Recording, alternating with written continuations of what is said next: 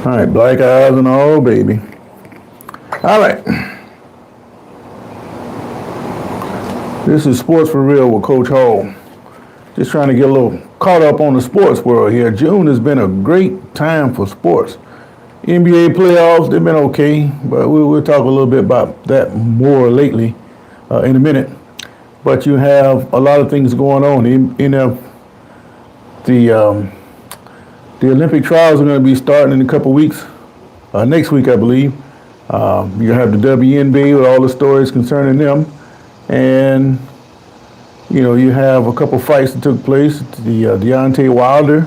There's another fight coming up tonight. But I want to start off talking about the NBA and Jerry West. As you know, on Wednesday, the great Jerry West passed. And it just happens to be on a day where he's going to be honored in the NBA, before the NBA Finals Game 3. So he just happens to pass on the same day. And the sad thing about it is, this guy here was a great leader. But I don't know what it is. Every time I get to thinking about somebody, it's not long after, especially if they're up in age, they pass. I'm going to do a little bit more on that particular subject, but I'm going to try to stay positive. Don't really have a whole lot to say about Jerry West, of course, because I'm not in that loop. But the first time I heard of Jerry West was through a Richard Pryor joke. He was telling this joke about how this guy named Jerry West made all the black basketball players look ridiculous on the basketball court. The joke is that most people, they feel like, especially blacks, they only feel like anybody that can beat another great black player is a black player. And Jerry West, of course, he was not a black player. But West, according to Pryor, would make all the black players look terrible out on the basketball floor. And after looking at some of the highlights, I can agree with some of what he was saying. But of course, he was making a joke and embellishing it. But the point is that West was real good. I didn't know anything about him, but after hearing that Pryor joke, later on I would see video of West when he was playing for West Virginia. Then I saw his Laker highlights. And I knew about West as an executive with the Lakers, with all those great teams with Kareem, Magic, all the way up to Kobe and Shaq. For whatever reason, he didn't finish in LA and he ended up over with the Clippers. That's who he was working with when he passed. So Jerry West, well known.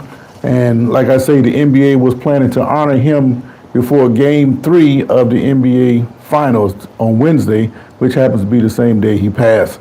And if you can say anything about Jerry West, he just couldn't get by them Celtics, man. Bill Russell and them boys, they put something on him. He beat them every time they played. But he did win a championship as a player, and he also won a lot of championships as an executive. So I'll just say rest in peace to Jerry West. But speaking of that NBA Finals, I thought that the league would give a call to the Celtics and say, let the Mavericks win a couple games. I thought that would occur on Wednesday.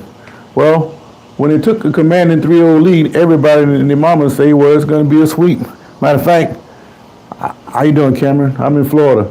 In fact, I was in the hardware store the other day in Walmart. I ran into a couple Celtics fans. They're in there buying brooms. They just knew it was going to be a sweep, right? Well, turned on the TV last night, and lo and behold, Dallas Mavericks looked like the greatest team that ever been assembled. They beat the 3-0 leading Celtics by 38 points in the closeout game of the NBA Finals.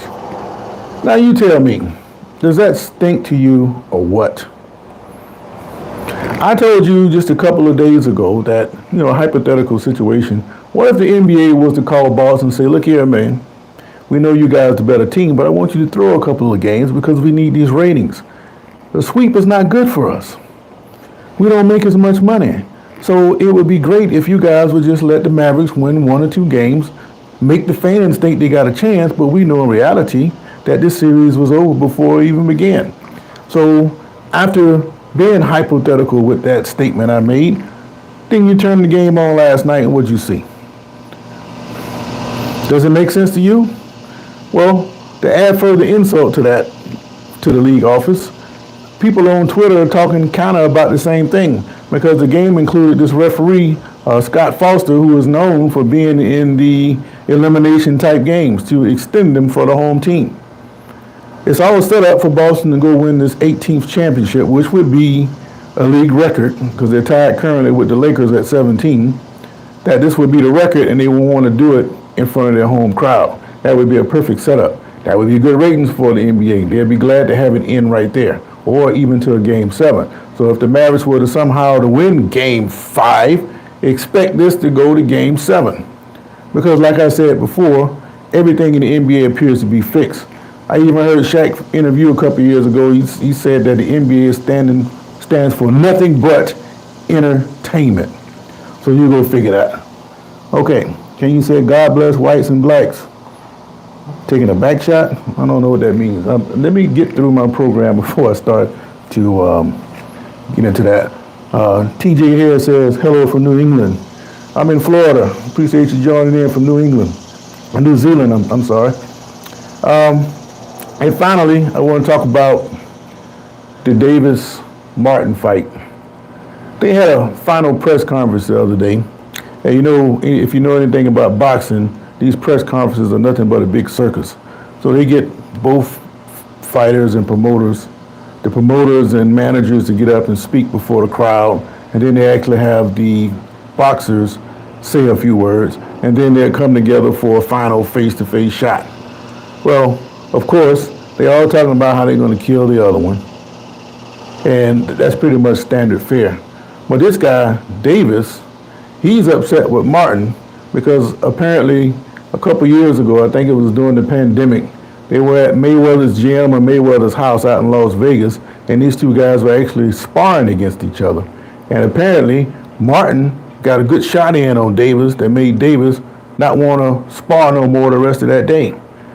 The other day on the Pivot podcast, that subject was brought up by Ryan Clark and his crew, and they asked him about that. So as he explained the situation, Clark was taking notes. Then he came back and said he had got on the phone and called Mayweather personally, and Mayweather verified that particular story. Okay, fine. Last time the Pivot did an interview with the boxers right before a fight, they interviewed both fighters. They didn't do that this time. But when they got to the press conference, evidently Davis had seen that. So if somebody got on the phone and called him and told him about what this guy was saying. So by him being the champion, of course, he would be embarrassed about such information getting out. If he's going to get mad with anybody, he needs to get mad with Mayweather. So as these two guys get ready to fight, they have this press conference, and Martin is kind of civilized about the whole thing, but Davis is animated. He won't shut up. He's shouting all kind of insults at Martin, and Martin's trying to compose himself. You can see he's a little bothered by the situation, but not that much. But he is bothered by the situation because Davis just would not stop. So when they step into the ring tonight, keep this press conference in mind, because as I've told you before, a lot of times the person that's doing the most acting out during these press conferences, they're the ones that end up losing. I gave you a couple examples. Ricardo Mayorga. He's the first guy that really got stupid from my vantage point during these press conferences. He got into with Vernon Forrest, the late Vernon Forrest, and that shook Forrest up, and Forrest didn't quite know how to handle that. And both times they fought, it looks like he was afraid of Mayorga. Mayorga knocked him out both times. So Mayorga, realizing that, hey, these American guys, they're soft. Let me try this every time. Well, he fought De La Hoya. And during the press conference, he pulled the same kind of stunt against him. De La Hoya was just sitting there. He wasn't saying anything. But Mayorga went too far. He started talking about De La Hoya's family. So De La Hoya, when it was his time to speak, looked that man dead in the eye and said, you talk about my family, I'm going to kill you. I'm going to make you pay. And when they went into the ring, De La Hoya took Mayorga apart. Another time, what's his name? James Toney. Back in '91, he was going to fight the great Roy Jones when Roy Jones he couldn't hardly put a hand on Roy Jones. But he thought he can talk Roy Jones and spook him and scare him and talking about what he was going to do. Well, ESPN at that time, they were doing those juxtaposition shots where they put the two fighters side by side because they were in different locations.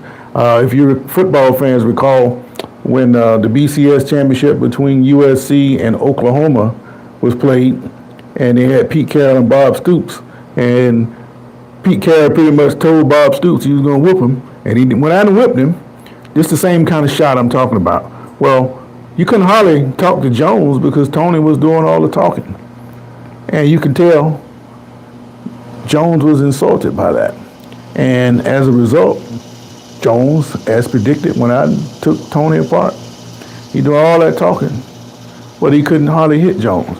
And he was so mad after the fight, he trying to beat up reporters and people in his camp and everybody else who got in his way.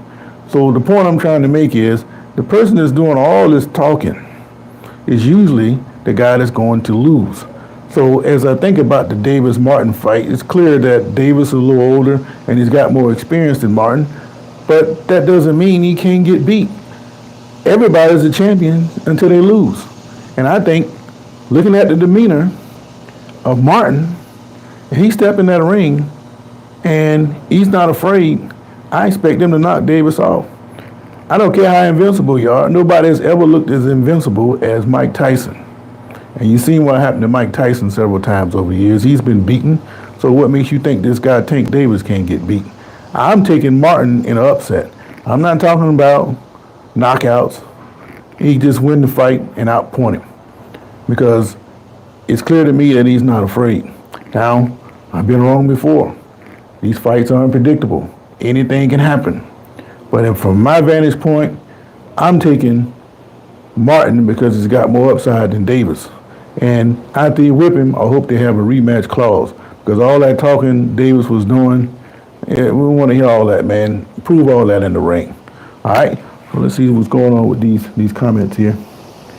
Okay.